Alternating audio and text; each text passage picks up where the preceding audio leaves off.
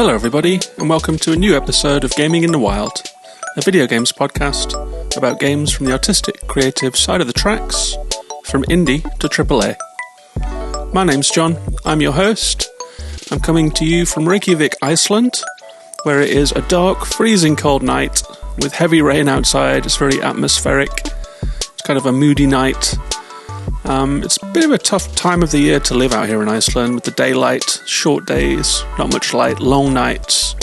Leads to a bit of sleep deprivation, a bit of a seasonal affective disorder for many people that live here. And I've got a game to talk about today that actually touches on some of those themes in a way that I really enjoyed over the last week or two. It's a game that slipped out in December. A rhythm game on Switch with beautiful pastel graphics and really nice music that we're listening to right now called Melatonin. I've been looking forward to talking about this one, and that's going to be the featured game of the episode today. But before we get to that, there was a lot of stuff went down this week in video games. There's a lot of news out there, and I don't normally cover an awful lot of news on the show, but there was so much exciting stuff that came out this week that it seems like a good episode to recap some of the news. The big thing that happened was there was an hour-long Nintendo Direct, and all eyes were on that, waiting for loads of different Nintendo games that we all want to see and have been craving, and we actually got a few of them. So I'm going to talk through a little bit of that news as well. There is also the Steam Next Fest currently, with loads of cool games that are now available as demos just for the weekend. If you're listening to this after the 13th of February, then those demos have gone. But it's worth flagging them up if you're one of the early listeners who listens to Gaming in the Wild on the weekend. Then you could hop onto Steam on your Steam Deck or on your computer, your Windows machine. Most of them are Windows only, and play some of these games. And as I covered an awful lot of them in my looking ahead to the indie games in 2023 episode, a few episodes ago, I think it's worth flagging those up to people as well. But first up, that Nintendo Direct, it was a big one. You never really know what you're going to get from a Nintendo Direct. Everyone is always hoping for a couple of things. I've been hoping for Metroid Prime Remastered for the Switch for every Direct that I can think of, and I finally got it. So the first thing I'm going to talk about is Metroid Prime. This is a game that I played when it first came out way back in 2002, I believe. I was a huge fan of Metroid Prime. I've often quoted it on my favourite games of all time lists. It's a game that really, really blew me away at the time. It was Metroid sprung from the 2D Super Metroid style that we're all familiar with, and brought to life in 3D in a really interesting way. Metroid Prime was such a memorable game for me back when it came out. The music is amazing. It uses, in this really cool way that Nintendo does quite a lot actually, it uses the tropes and recognizable gameplay elements of the original, of Metroid and Super Metroid particularly. For example, there is an initial chase sequence where you have to get out of a space station that's about to explode. The timer's ticking down, and you have to just get out of there. You have to run through obstacles, you have to platform, you have to get past enemies. And so that was in Metroid Prime. And the thing that I really like about Metroid games, it's not the combat, it's not the bosses, it is really the exploration and the sense of being in a dark alien world. Through the Nintendo filter is just fascinating to me, and Metroid Prime does an incredible job of recreating the feeling of Metroid, which is, I guess, related to 80s and 90s sci-fi, like when this series first came out. So it reminds me a little bit of games like Alien. I think there is a strong Alien influence in the Metroid world. It's probably the most grown-up and dark, even though it's a sci-fi series that Nintendo has ever made. And so I really like Metroid. I've always loved it, and I was really happy to see Prime Remastered come to Switch, and bought it immediately. It's $35, or I think £35 and $40 US. So it's not bad. You know, we've seen worse from Nintendo when it comes to prices for remakes, remasters, and that sort of thing. But I have bought it. I have downloaded it. It has been updated with twin stick controls that the original did not have, improved graphics. And I haven't started it yet. I'm saving it. so I can sit down and really put some hours into it and not be skipping between games like I am right now. But I'm so happy to have Metroid Prime on my Switch. That was a really big announcement for me, and I think for a lot of people. So Metroid Prime, out now. They shadow dropped it, as the kids say, in the US, or snap released it if you are in the UK English zone. So that's out now. Really good announcement in the Direct. They also announced a couple other things that came out right away. So we now have Game Boy and Game Boy Advance games in the Nintendo Online offering. I think I'm in the Plus one, so I got these and downloaded them right away, jumped into a whole bunch of games and just had, little half-hour sessions or less, even 10-minute sessions on some of these games. Original Game Boy Tetris is there. It's lovely to see that colour scheme and hear that music. The various Mario and Wario and Mario Kart games. Metroid 2 is there, which I've never played before, so I'll be looking forward to trying that one out. There was a Fire Emblem game. Zelda, the Minish Cap, a game that I've played on, I think, Game Boy Advance. Absolutely love that one. I've been playing it on the original handheld console, so it's lovely to see it on Switch with the graphics blown up for that screen, looking all crisp and colourful. Mario and Luigi is in there. We got a little tease as well of some things that are coming. I think a couple of these slipped by people, but it was quite exciting. So they're bringing the Oracle of Ages and the Oracle of Seasons, which are kind of the lost 2D Zelda games, I think. They've only been available on cartridge, and if you had a Wii U, then you could get them on the little handheld thingy. They were available in the digital store for 3DS, which I think is closed now. So you really had to want to play them and go and seek them out. But those two games are forthcoming, so they're coming to the Nintendo Online offering as well, which is great news. Metroid Fusion was in there as well, so loads of great Game Boy and Game Boy Advance games coming. This feels like such a nice, big drop for that Nintendo Online service. You have NES games now, Super Nintendo games, and Game Boy Advance games are just a wonderful addition. I do wonder if we will get Nintendo 64 at some point, because it's so lovely to just have all of Nintendo's classic retro titles in the Switch. And it's starting to mount up now. So if it ends up being this wonderful back library of all the Nintendo classics, it's going to be a lovely, lovely thing to have on Switch. So I was very happy about that one too.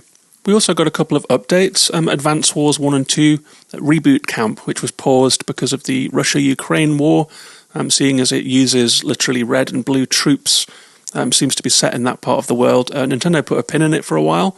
That's coming out now on April 21st. I played this one back on the Game Boy Advance. I loved Advance Wars, so I'm looking forward to that as well. Pikmin 4 got a new trailer and a release date. It's coming out on July 21st. It was interesting to see a little more gameplay, a little more of what's new about it. It certainly looks like it's been graphically updated. It looked lovely and smooth and colourful. The perspective and the camera looked really good. The camera wasn't always great in the original Pikmins. We saw some new elemental Pikmin, like ice Pikmin, so there are going to be new types of Pikmin to meet and to work with.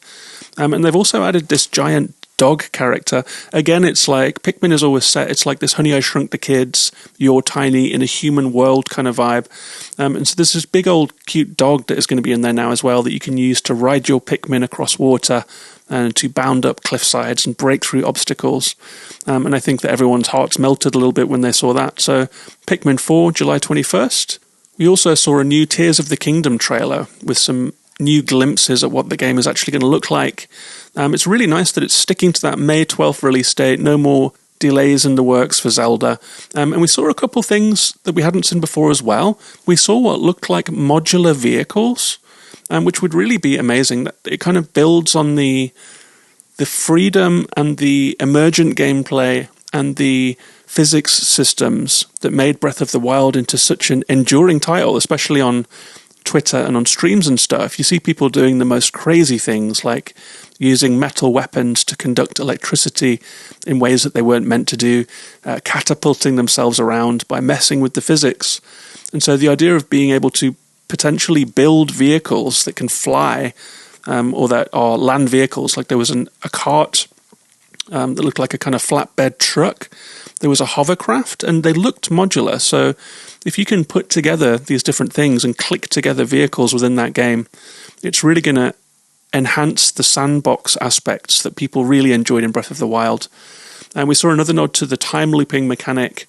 The music at the end of the trailer wound backwards with this strange chanting. And we have seen a few glimpses of time mechanics, like we've seen a spiked ball rolling downhill, and then Link was able to grab it in midair and roll it backwards up the hill, knocking enemies out of the way. We've seen Link holding on to a boulder that's fallen from a high place and reversing time while holding onto it to shoot back up into the air. So between the modular vehicles, the time looping, it looks like it's going to be very vertical. Very excited for Tears of the Kingdom. We're starting to get just a few glimpses at what the game might actually look like, and I'm so excited for it. It's only 3 months away now, and I can't wait. There were a few demos and DLC as well. I don't play any of these games, but I think that some people who listen to the show do. Splatoon 3, Fire Emblem Engage, Mario Kart, and Xenoblade 3 are all getting DLC, so players of those games will have fresh content to play. A few more remasters were announced. Kirby's Return to Dreamland from the Wii is coming to Switch. We Love Katamari is coming. Some games that I hadn't heard of before. There's a game called Baton Kaitos, I want to say. I don't know if I'm pronouncing that right. These are GameCube RPGs that some people seemed really excited to see. I hadn't heard of those ones, so that's kind of interesting to watch. A game called Fantasy Life coming as well, like a 3DS life sim game. So loads of back catalogue stuff coming through. A couple of demos dropped as well. A demo for Octopath Traveler 2, and the one that I was most excited about, Sea of Stars. This is one of the games that was on my Indie Look Ahead to This Year episode, and so Sea of Stars has a demo. It's downloaded on my Switch now. I haven't had a chance to play it, but I will be playing that over the weekend, and I'll talk about it next week. There are a few updates to indie games as well, or indie-ish games. Bayonetta Origins, we saw a little more of that one. That's coming out March 17th. This is the Bayonetta origin story with a hand-drawn art style, top-down view. We saw a little more gameplay. It looks like Bayonetta will be working alongside a giant creature, a little bit like a miniature 2D Last Guardian sort of vibe there. I think the jury is out on this with most people. We're not quite sure what to expect from Bayonetta Origins. I feel like it could land anywhere from 60 to 90 on Metacritic, this one. I've really got no idea. A couple ones that I hadn't seen before as well. We got an announcement on TRON Legacy by Bithell Games, who made Thomas Was Alone and the Subsurface Circular and Quarantine Circular games. And this TRON game looks a little bit like those Subsurface games. It looks like a choice-based text adventure, but with beautiful on-screen graphics that just bring the whole thing to life. So I'm very curious to see what Bithell will do with the TRON universe. I have not played John Wick Hex, the last licensed game that they released, but it's very interesting that Bithell Games is looking into this licensed world. It must be very pricey to get your hands on these licenses, but I'm curious to see what they do with TRON. And the final one I've got from the Direct that stuck with me was a game called Harmony, The Fall of Reverie, by Don't Nod, who made the original Life is Strange. And this looks like a super stylish visual novel with you travelling between different worlds, talking to different people. It had a very, very striking visual style. So Harmony, Fall of the Reverie came firmly onto my radar after that as well. It was really quite a packed Direct. There was lots of excitement in the Discord about it and on Twitter about it. Nintendo really delivered with this one. I think this was one of the most packed Directs I've ever seen. We also had Steam Next Fest coming online. So this was a whole bunch of games. Some of them I'd heard of before and have had my eye on. And they got demos. There's so many demos on Steam right now. Some of them were new games to me, although it seems some folks have been following these ones for a while. I'll start with the new ones. There is a game called Shadows of Doubt, which has a really beautiful visual style. It's like a dark noir detective game with a cyberpunky kind of feel I was picking up, maybe. It looks like a 3D exploration game where you're investigating cases. The graphics are absolutely lovely. It all seems to be set at night. There is voxel rain, just torrents of rain falling down on this city. The voxel style is really crunchy and interesting. The way that light catches it and so forth. It's kind of grimy and crunchy. It looked a little bit like the game Cloudpunk, if you've seen that one. It's another voxel exploration game. But there's lots you can do in this one. There's footage of you playing pool with realistic physics. You can take photographs and investigate as a PI, go and like take photographs through people's windows and see where they are going and investigating what they're up to and seeing if they're up to no good, just doing all kinds of private eye stuff. And I've seen a couple of people talking about this demo and saying that this is an instant hit for them and that they'd fallen in love with it within 10 minutes. I have it downloaded on my Mac, although all of the demos I'm going to talk about here are Windows only, so I run them on a partition drive on my Mac, which means that they are slow and a bit janky and rough when I play them. But I will play them anyway, just to get a little taste of those games. I think most Windows games are getting a Mac port upon release now, which is great news from people that run Macs like me. There was another really interesting one called Mika and the Witch's Mountain. This looks like Kiki's Delivery Service, the game, if you've seen that. You will be flying around on a broomstick in a cartoon, colourful world, flying through rings in the Star Fox style, flying around cliffs and obstacles and tall buildings, presumably delivering things, maybe a bit of fetch questing in there, taking things to people. It was a very, very colourful and arresting looking world, so I've downloaded that demo as well. And there was another one here that was a recommendation from Soccer on the Gaming in the Wild Discord called Radio the Universe. And the trailer for this one just looks nuts. It's a very surreal looking pixel art adventure. It has loads of really cool effects on the graphics. It's got this sort of psychedelic warping effect with static and crackle that looks like it's maybe digital distortion or VHS tape. Reminded me a little bit of something like Signalis or To the Moon, where there is a world that seems like it's apparent what is happening, but the visual distortions and the time skip nature of things looks very interesting. It looks like there's more to it than meets the eye. And I haven't quite seen that visual style before, so Radio the Universe is another one that I've got downloaded. There were 2 updates on games that I did talk about in that preview episode. There is a Planet of Lana demo now. I think everyone is aware of this game by now. It's the very pretty Studio Ghibli-ish looking side-scroller in which you are going to be solving puzzles, in which you have a little robotic friend that runs along behind you. And it looks like it's set in a sci-fi world where there is a War of the Worlds type thing going on, where the aliens have come down and invaded. You have to solve puzzles to progress.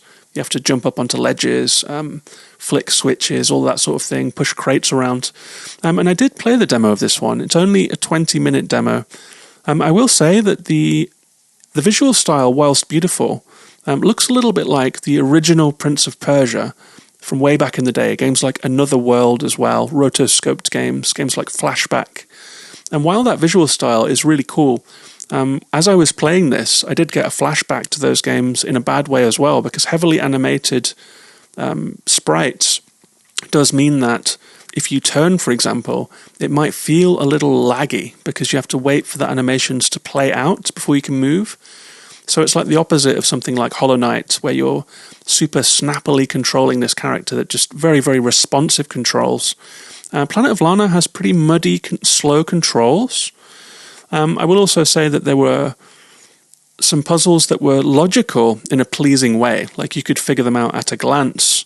Also a little basic, like we've done an awful lot of pushing crates and flicking switches in our lives as gamers, and there's an awful lot of that in the intro to Planet of Lana.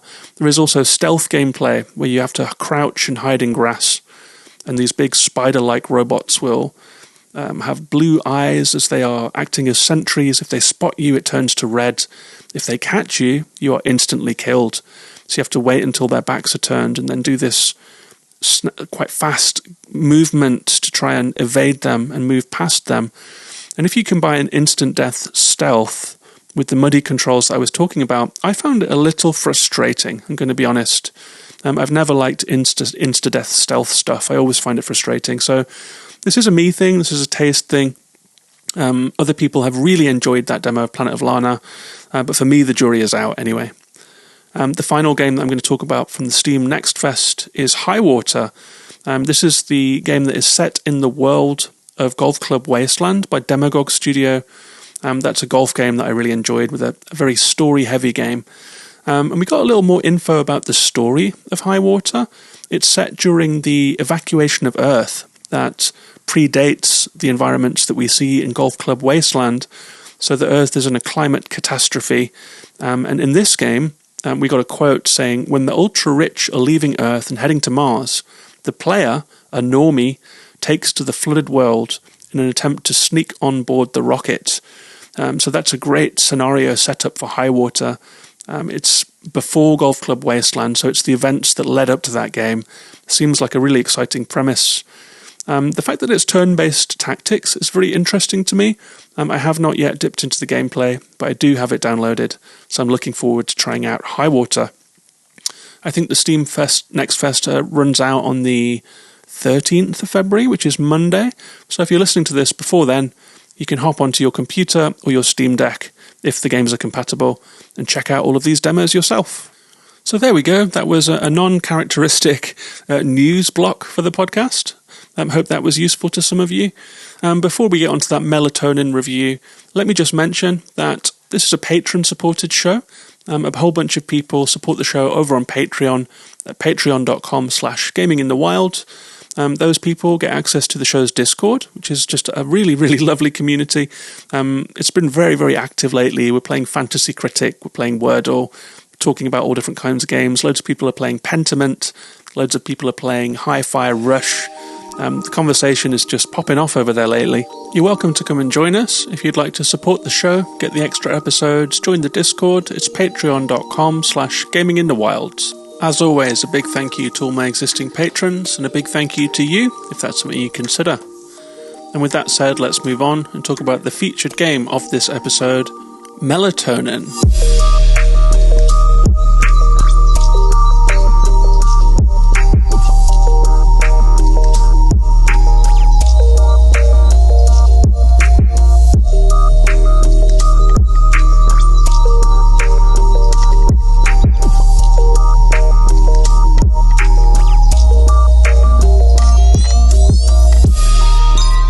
So Melatonin is a 2022 game developed and published by Half Asleep, the solo developer David Huynh.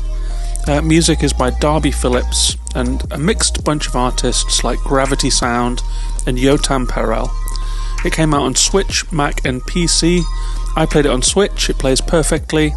I did wonder sometimes if playing it on a controller might have led to more precise inputs. Something about having your hands on either side of the screen felt a little less coordinated to me. Maybe that was just me though. This game was revealed on an Indie World Direct in May of 2022. I've had my eye on it since then. It's a really, really compelling looking game. I think it captured a lot of people's imaginations. Came out on December 15th, which means that it was in the December release window when lots of people were winding down for Christmas. Lots of critics had clocked out for Games of the Year, and it might not have gotten the love that it deserves for that reason. And we see that on Metacritic. It has 77 on PC from only 11 reviews. It has 87 on Switch from only 5 reviews, and there aren't enough ratings for a user score, which seems unusual for a game of this stature. I can only guess that the December release window kind of blunted the hype after the Indie World showing that it had. How Long to Beat has this at 2 hours for the story, 3.5 for extras, and 7 hours for completionists. I played it at about 4 hours, but I'm still going. There are some courses that I want to get the 3-star ratings on. I think it's a little bit replayable, this one, until you've maxed out all of your ratings.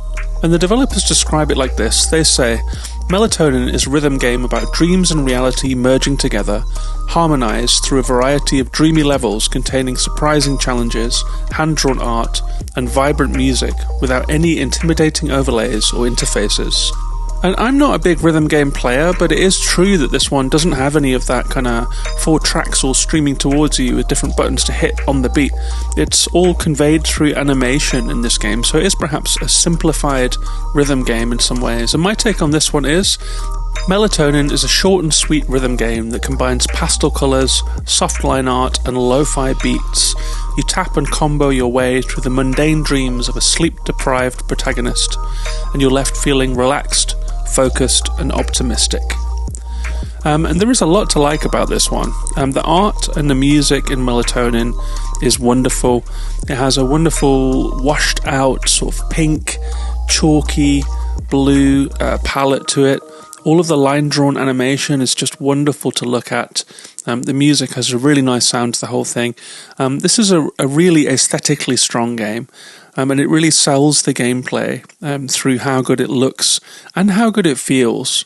But this game begins when you play as a protagonist who is a heavy-lidded, hoodie-wearing, sleepless guy who is curled up in their couch, struggling to sleep, and we see them looking at the TV. We're looking at them across the television, and they are nodding off, they are heavy-eyed, they are clearly in need of some melatonin, or at least some kind of sleep therapy. And at this time of the year in Iceland, I very much relate to this protagonist. But they sit looking at the TV, and eventually they nod off. There is a wash comes over the screen, and we are taken to the overworld. It's a really small little overworld, and the game is divided into 4 different nights in which your protagonist is trying to sleep. And in each night, there are 4 levels. You pop out into that little overworld. Each level is a little circle on the floor. You pick the first one, and then you go into the rhythm game. Each of those 4 in each night is a different dream, a different rhythm challenge based on whatever you're dreaming about. And all of the dreams are very different gameplay. Like sometimes you'll be scrolling from left to right, catching burgers whilst flying over a city because you're dreaming about food. Then other times you'll be going into the screen in like an X-Wing fighter, shooting down enemies in rhythm because you're dreaming about gaming.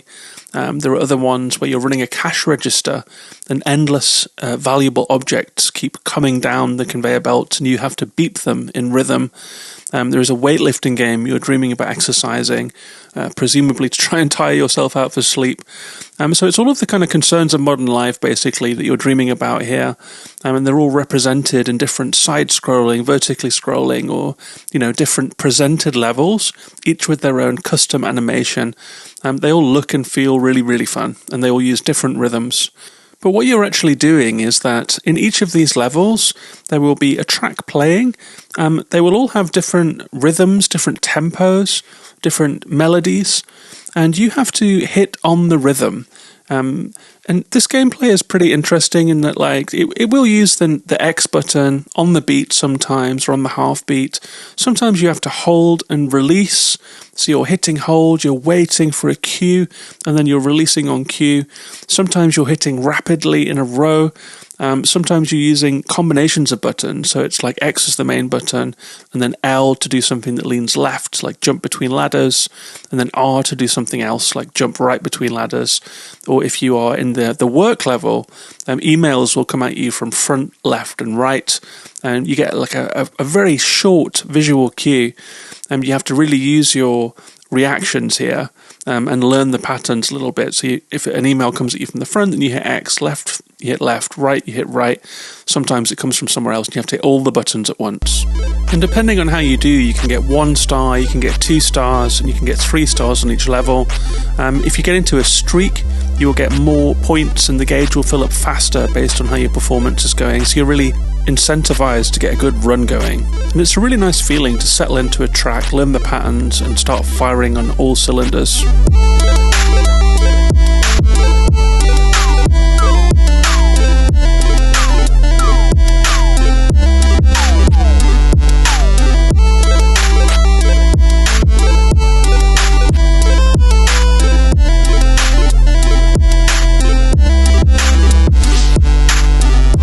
Something that seemed really well planned to me and something that I really appreciated was that when you first are confronted with a new level, you are forced to play through a practice session. This is very different to the rest of the game. When you play in the practice mode, the music happens, you see the animations, you start to learn the cues, but there is a very clear online prompt that tells you when to hit the button, when to hold down a button, when to release it. So each level takes a moment to train you in what is expected of you. And I think that is actually very, very smart, letting you see the rhythms visually. I think maybe this came through playtesting. It feels like maybe it did. If that's the case, then it's to be lauded. Because I think if I was thrown into these levels and left to figure out how I was supposed to interact with each rhythm by myself, it could have been pretty frustrating. I could have felt pretty lost. But the practice mode and being forced to go through it at least once really helped with me orienting myself in what each of these levels wanted from me. And after you finish the practice mode, you can go into scored mode. This is the mode where you can start to get score, you can start to get star ratings that are going to let you progress. the visual indicators are gone, so at that point you have been trained in the rhythms that you're expected to do. And after you've managed to complete the scored level, you get offered the hard level as well. This is where the fun really begins, because it not only is it a faster version of the track, but different rhythms are introduced that are more complex, more reaction-based. And I actually found the hard mode often easier to do than the scored mode. It was easier to get into a flow with a faster track and to start getting into a rhythm with your button presses. But the funny thing about that is that if you only got like 1 star in the scored mode, you can still progress into hard. You can master hard mode and get 3 stars, then drop back down to scored with all of the knowledge that you've just accrued and the learning of the track and the button presses, and then you can just top up your scored mode to get 3 stars in all of them. But it's worth saying that it's very much worth trying to master the different rhythms of every single level that you come across, because after you have completed like each level to an acceptable degree, a final level will open up on each night of the game, on each of the 4 nights of your sleepless protagonist's game. And that is a really fun part of the game, because all of the rhythms in each level are different. For example, if you are watering plants, it's very much like the rhythm is going along, there's a conveyor belt coming along. You come to a plant and you have to hit tap, tap, tap to water the plant, and then you have to hit hold and then let go to soak the plant. And then in another game, there'll be a baseball game where the balls are coming at you thick and fast, and you have to hit on the offbeat, hold, and then release to whack the ball out of the park. Each one demands like a different learning of the track. All of the tracks have different rhythms, and the final level of each night mixes them all together. And this is so much fun. So you'll be watering plants for 1 bar, hitting baseballs for a 2nd bar, shooting aliens in an arcade machine for the 3rd bar, and then scanning items across a belt on the 4th bar. So as well as the temptation of getting perfect star levels which appeal to the gamer brain, there is like definitely a material reason to figure out and to learn the levels, even if there are some that you feel more easy in. There is definitely some of the levels where the rhythm and the button presses just seemed like second nature to me. And there were others that felt very unintuitive, like the plant watering and the baseball. You really have to think about those ones, and it kind of swims against your natural rhythmic inclination. And you are incentivized to learn all of them, because you're going to have to play all of them in quick succession in that final level. So the way that the tutorialisation, the progression, and the finale of each of the 4 nights works is very well thought out, and it really appealed to me. Like I really enjoyed maxing out all of the levels, even the ones that I wasn't enjoying as much as others. They were all really fun to do, and I knew that by mastering them all, I was making my life easier. And those finale levels where all of the different activities that you're doing with all of those different rhythms are mashed together were the most fun parts of the game. And they're like the boss battles of this game. You really get a feeling of being involved in the track, because the buttons that you're pressing are causing sound effects that sound like they're part of the music. You end up mind melding with each track, basically. Your actions feel like they are causing the music. It's a really lovely way to experience interactive music, and a really fun way of progressing through this game.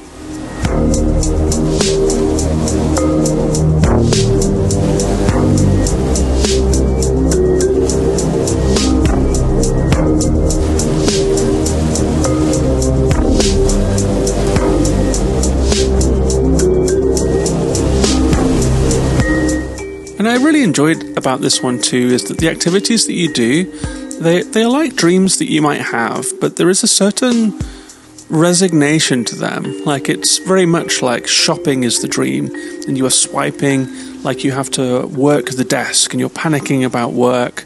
And then in sports, you are holding the bat back and whacking balls out of the park.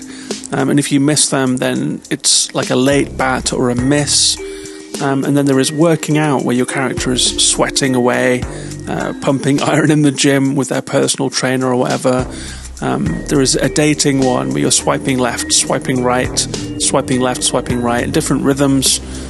Sometimes the screen goes invisible, so you don't know where you're swiping. And there is like a general feeling of recognition of some kind of modern life that we are in. where you can't sleep at night, where there is computer culture, where you spend a lot of time looking at screens, and you have lots of worries about money, about work.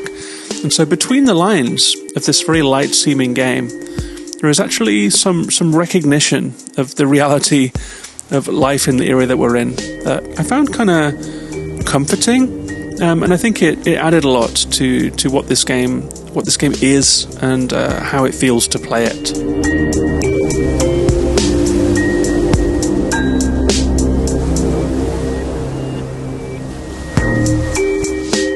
And it is also possible to get better each level. If you hit early, then you will get an early indicator on the screen. Things will flash orange. If you get it correct, then a blue flash will flash up on the screen. You get perfect. You can also get a late, which is red. And lots of things that you see in the screen are trying to communicate to you exactly how you are doing. If you are hitting the beat or not, you'll get a flash of colour that will appear in various parts of the screen based on whatever animation you are in. You will see if it is blue. You will know that you're doing well. You will notice if it is an orange one and you were too early. And at the end of every level, you'll get like a rating. You'll see how many early hits you had, how many perfects you had, how many lates you had, and how many misses you had. And based on that is how you get your stars. You'll get 1 star, 2 stars, or the elusive 3 stars that let you know that you were almost perfect in the level. So it feels very possible to improve. And I found that very addictive. I found myself playing levels again in quick succession until I had maxed out that 3, just trying to learn it. Even if the animations were occasionally not entirely clear, and I felt like my eye wasn't entirely reading the screen in time. Even if you can't quite read the animations enough to do it intuitively and instinctively, you can just learn the level. So that's a separate way of getting through it. So brute forcing it, I guess, but still satisfying to do.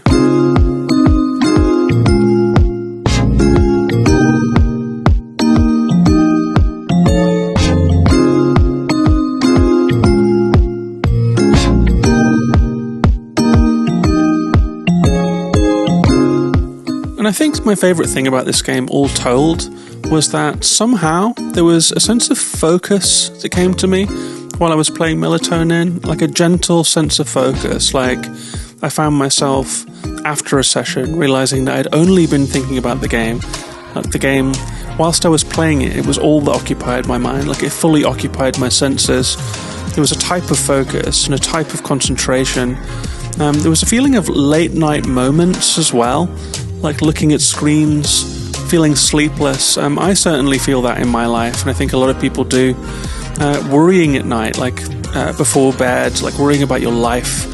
The kind of things that we worry about in life, the kind of things that might haunt our minds, like money and work and love, dating, shopping and fitness and all of that kind of concerns of modern life in a certain way, are all very present in this game in a way that I feel spoke to me in some way.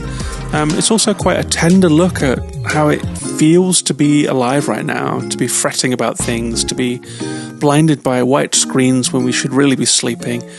And between the soft colour palette, the lovely music, the repetitive getting into the zone flow state that you have to get into to really do well at this game, and eventually, hopefully, getting some sleep.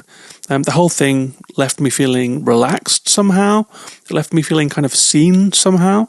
And I felt like there was something warm here. There's something more than you see on the surface here. Yes, it's a fun rhythm game, and yes, it's fun to just plow through those levels and hit the button on the beat. But there's a feeling that comes from this game that was very, very nice, actually. I have actually watched streams of this game because I wanted to see other people doing perfect runs because I couldn't quite get them.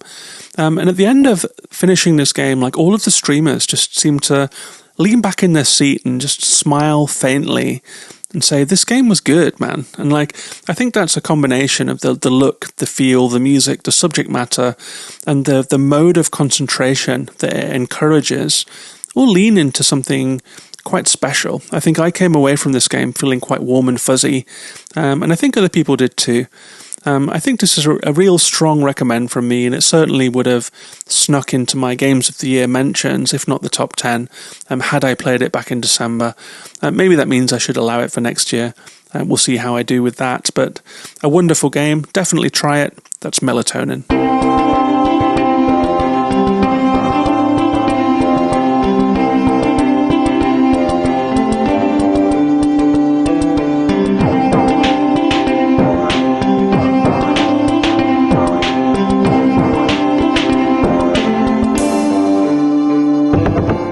So I hope you enjoyed that review of Melatonin. That was a really wonderful little game. I'm a little sad when I looked at Metacritic that it hasn't had more love. I certainly feel like it deserves it.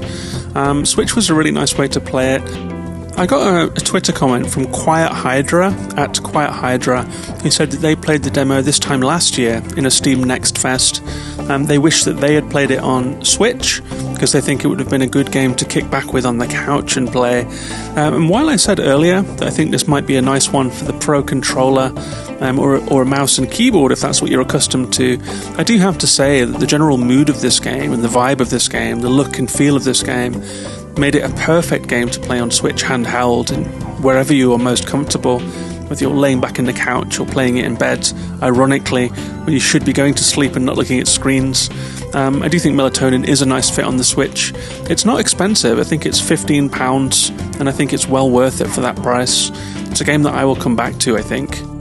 But there are lots of other games I'll be wanting to get to first. The Steam Next Fest ends after the weekend.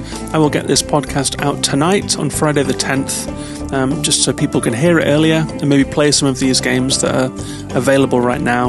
I'm going to try out Shadows of Doubt. I'm going to try out Mika and the Witch's Mountain. I'm going to try out Radio the Universe. I'm really looking forward to trying out those new games. There's so much to look forward to this year. I would also like to say a big thank you to Dave C. and to Dovetail True 17 in the Discord, who felt inspired to raise their pledges on Patreon this week. It's lovely that anyone gives any money at all, but it's especially lovely if they start at the lower level and they end up raising a pledge and sticking in the community and really appreciating not only the podcast, but the people in the Discord. So thank you very much to Dave C, and thank you very much to Dovetail True 17. If you would like to join them, it's patreon.com/gaminginthewild for that. And yeah, a big thank you to all my patrons. I've really felt like our Discord community is really kicking off lately. It's felt like it's just alive. Every time I open it, the channels are buzzing. I'm always excited to come in there and see what people are talking about. So thanks very much to you for listening. Thank you very much to all of my patrons. I'll be back next week with another episode. I know what it's going to be about for once. I know that at the end of every episode I say, I'm not sure what I'm going to talk about next week, but this week I am. The 17th of February sees the release of Birth. This is a game that I've really enjoyed playing through and that I'm really excited for everyone else to play too. A hand-drawn point-and-click, tender, heartfelt puzzler with physics in it and with a sad and strange story. It really stuck with me. I am going to be talking to the developer of that game, Madison Carr, as well. So please do wishlist Birth and check it out when it comes out on the 17th. You'll be hearing me talking about that one next week. Thanks very much for listening, everybody. Take care of yourselves and each other, and bye-bye for now.